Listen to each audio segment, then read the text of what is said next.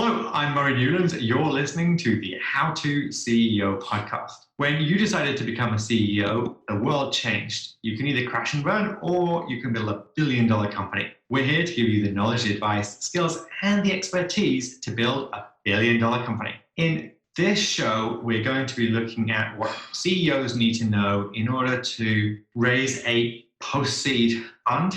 I'm delighted to be joined by Mariana Polly from the Capital. Welcome to the show. Thank you so much, Murray. Such a pleasure to be at your show. I've heard a lot of your podcasts, and it's really a pleasure. Thank you. So tell me, do introduce yourself and your company. Sure.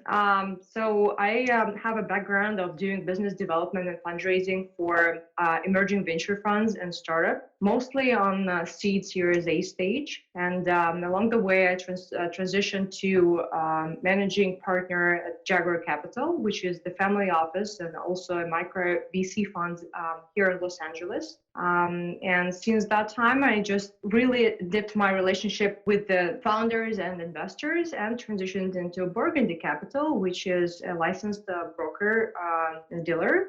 We do fundraising for startups. And so what kinds of startups are you looking to work with? And what kinds of deals are you looking to do? You know, speaking of Series A startups, there is a very vivid niche here. There are a lot of companies fundraise Series A when they finish accelerator programs. And that makes sense because, they've been able to get to the right metrics and get to know the right people. And they seem to investors the most ready for the next stage. Although that's obviously the majority. There are a lot of companies who never applied to accelerator and still a good opportunity for venture capital. So we usually work with companies who successfully raised money before and who showed specific metrics in their industry and succeeded on a certain level that looks lucrative to the investors to invest and get them to the next stage. And that varies from industry to industry. So what are your specific tips for investors to get their company ready to raise?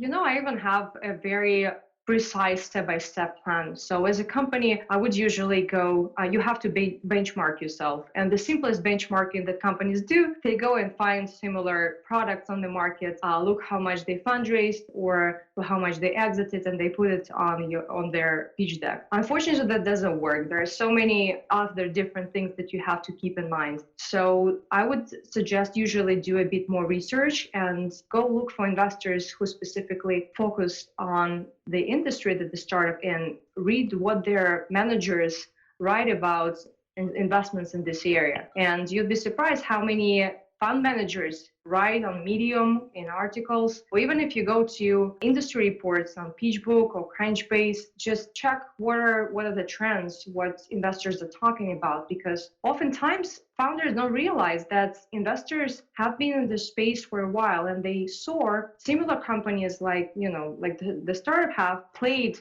many years after, and they might don't understand why investors are not interested, but you can figure it out doing two things. First, go and ask what investors think about the industry specifically and what kind of solutions they're looking for. And second, just go and read the industry report and see what's going on. So your new firm, you help CEOs raise. What's the difference between someone raising themselves and someone getting help from an outside firm such as yourself? And why would you use an outside firm as opposed to doing it yourself? That is such a great question. For a lot of founders, they're fine. We're talking about ex-Googlers or YC graduates who got figured it out for one specific reason. They've been building their network for years in different contexts. So when they are ready to raise, they already know what they're doing. They're already on the market. They want to develop the product, and they know big executives or firms to go and pitch their idea. So these founders probably never need an external help. Then there is the next level of founders who doing great job into building actually the big company for a potential unicorn, but they are somewhere in the middle of the United States or outside of the United States. And when they come here, they don't have a network. And for them to continue growing the company and fundraising and learning how to do that, and expanding the network and navigating through different social, like cultural differences,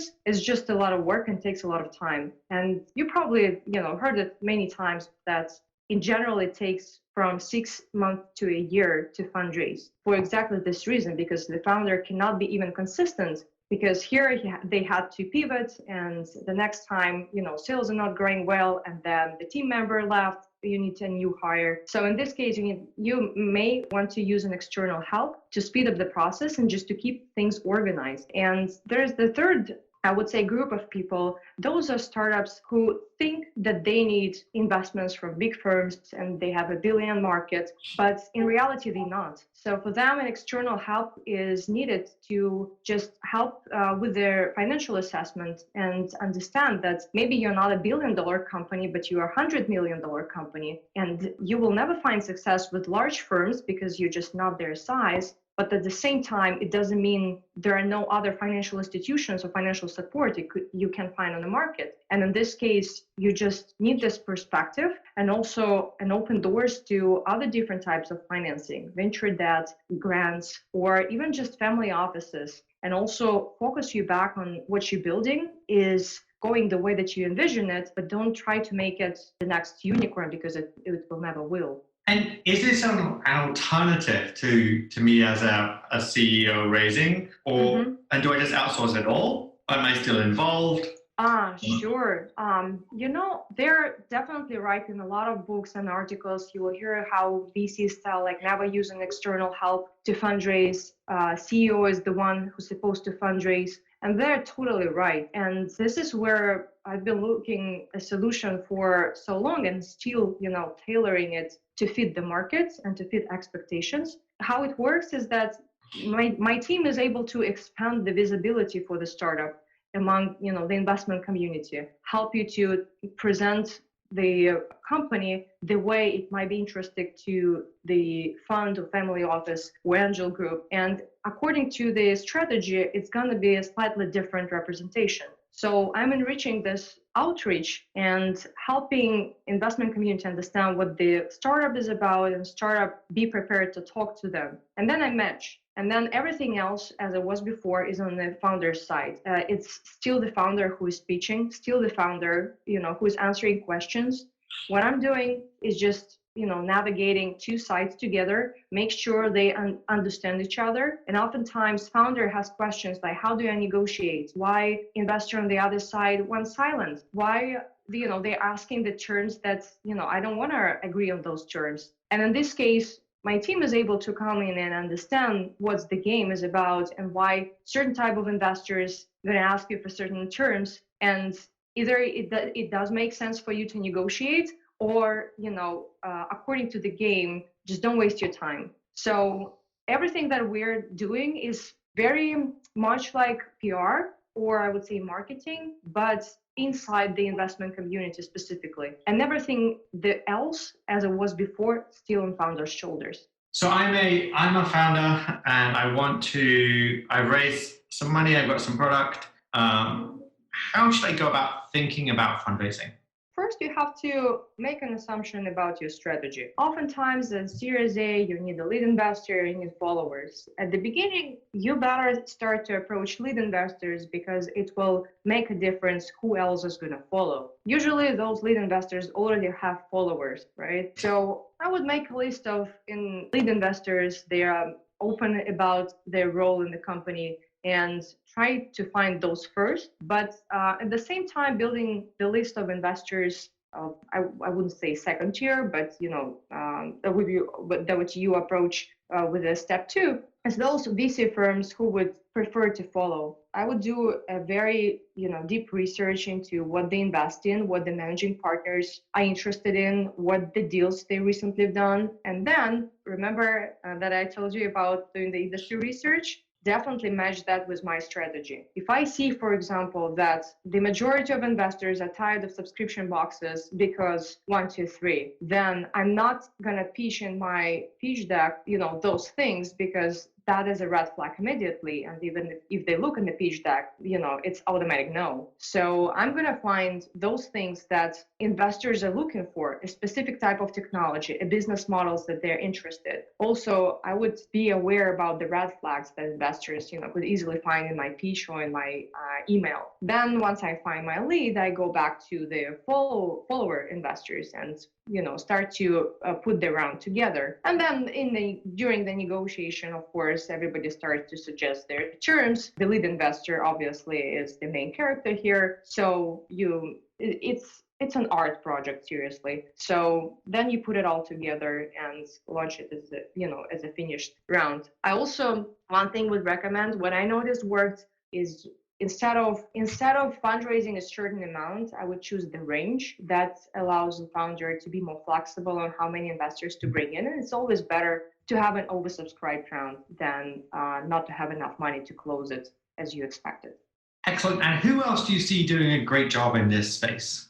In every type of industry, I see people are doing it even better because they are more specific into the players in the market and the acquisition, which is also important if you're doing later stage deals. There is the fund in Los Angeles. Simeon Nesterov is leading the fund. They are doing an amazing job on consumer market and D2C, direct to consumer. A lot of with the drinks, food, clothes, subscriptions. Those guys are really nailed the marketing part of advertising it to consumers. And on the other side, there is the pleiad of crowdfunding platforms, which basically do the same job. I was really surprised with how well they fundraise. Last deal that we've been doing with the Jaguar was with Seed Invest, and it took them, I think, a month or two to close a pretty large amount of money. I started to, research more into the platforms and realized that this thing is really working. So many new investors, angels, accredited investors, different types, are going to shop there for deals. So I'm impressed and